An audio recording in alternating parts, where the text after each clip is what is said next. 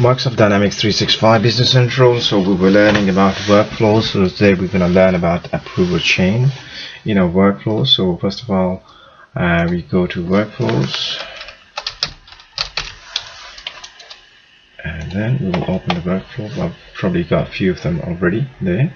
So this one's active for I've made this one already. So let's do that to deactivate it.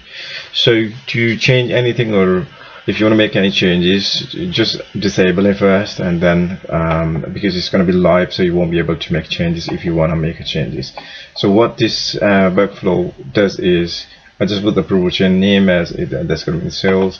What does it do is credit customer credit limit change approval workflow. So what's the event? Event is a customer record is changed.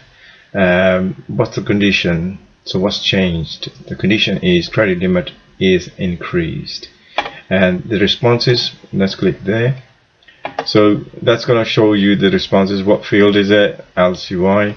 And then next one is create an approval request for the record using approval types salesperson and approval limit as a approval chain, and put this never, and obviously we're not going to put this. You can put one day as well for if you want to change the date formula. Important thing is open approval user setup. So that's our setup. I'm using this account at the moment.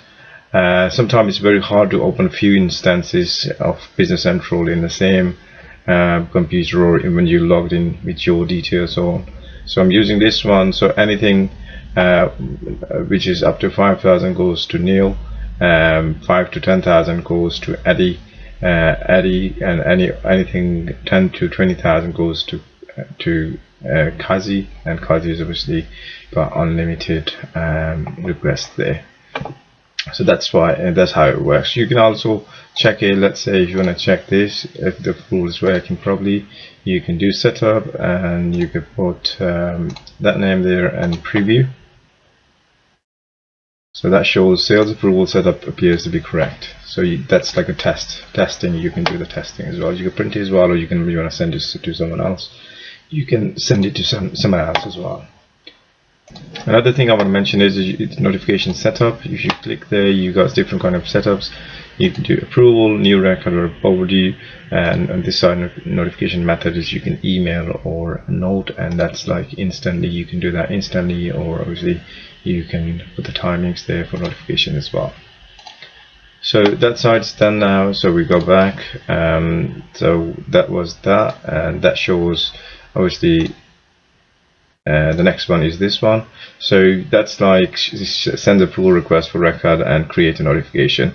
So when we have activated this button, so notify sender as well. And the last one shows show message. Obviously, what's the message? You can change the message as well. So the customer credit limit change was sent to for approval. Okay, so we go. We're gonna enable it before we do anything else to check if it's working or not.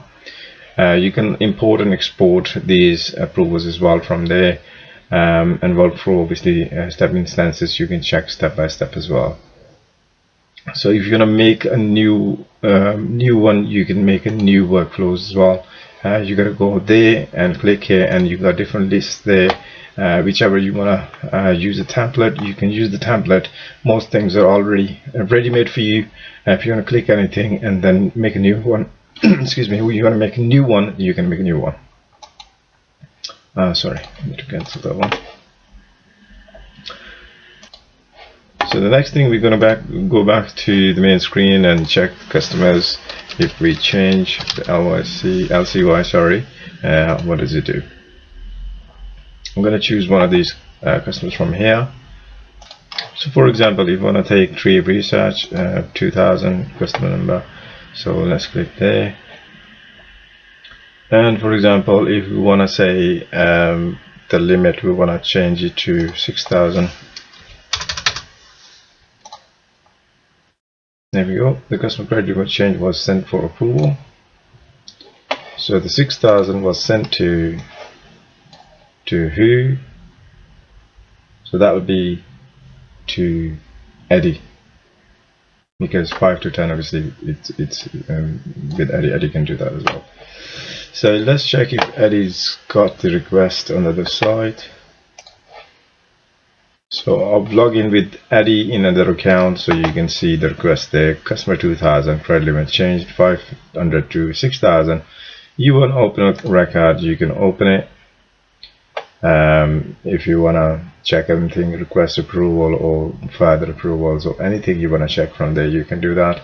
You can go back, you can approve the request or reject it. If you want to delegate to someone else, they will do that as well. I'll approve it.